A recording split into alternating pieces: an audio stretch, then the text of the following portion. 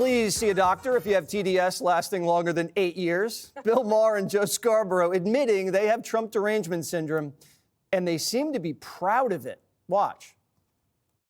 You tell people this, and they go, oh, he didn't say that. You show them the clip, and then they go, he doesn't mean that. He does. That's it. And that's when they say you have Trump Derangement Syndrome. And I would just like to say to my Republican friends, it's not deranged to fear this. No. It's not deranged to find this alarming. No. If he says it is. What? I said, yeah, we're not saying this. We're not guessing what he's going to do. He's saying, no, this is what I'm going to do. It kind of goes with what you were saying earlier. You know, they're getting upset. A man is getting upset over what Trump says.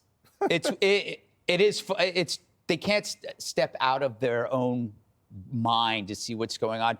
You just have to remember that Joe Scarborough said about Biden he'd never sounded better, like a week before he dropped out. This guy's a sound judgment of a town flasher.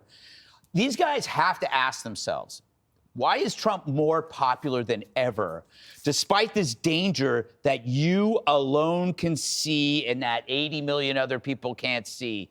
Why is a person like you having this problem? Behind every resentment is your role in it. Whenever I have a resentment towards somebody, it's usually because it's something I failed to do. So a lot of this TDS in this group comes down to 4 words. Why him, not me? Any wealthy comedian, any billionaire, any star, the foundation of the resentment is why him, not me. This is why you don't see it with Elon Musk or Tulsi or RFK. They have a superpower. They can dial down their ego. So, because the ego is at the heart of every issue that makes your life unhappy. It's the interfering ego. You listen to them, you can actually hear it. I think Maher has gotten a little bit out of it. You know, he's kind of broken out of the bubble, but he has personal reasons. I think Trump sued him. So there's still something going on there. But when you look at it, I think Scarborough is the perfect irrational example of the man who's been emasculated by fear. He's emotional. Trump said something mean about his wife. Right. That'll do it.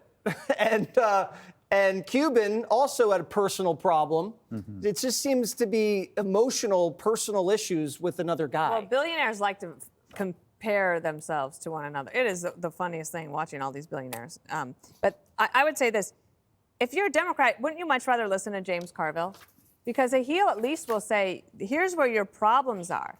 These guys just constantly tell you the things that you already might feel or know. And James Carville's like, no, we have a policy problem here, folks. Like, don't you want to fix this? And I know that people think that he's old and he hasn't won a race for however long. But if you go back to even like the voters Biden was losing before the switcheroo, Kamala Harris is still losing those voters. And this has been happening over time. So that is a policy problem and a deep one that worrying about Trump's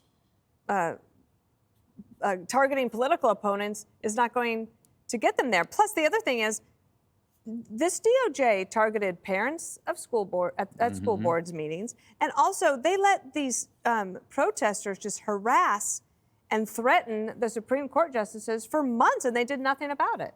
Richard, why don't these guys go on TV and talk about something good that Kamala is going to do for the country?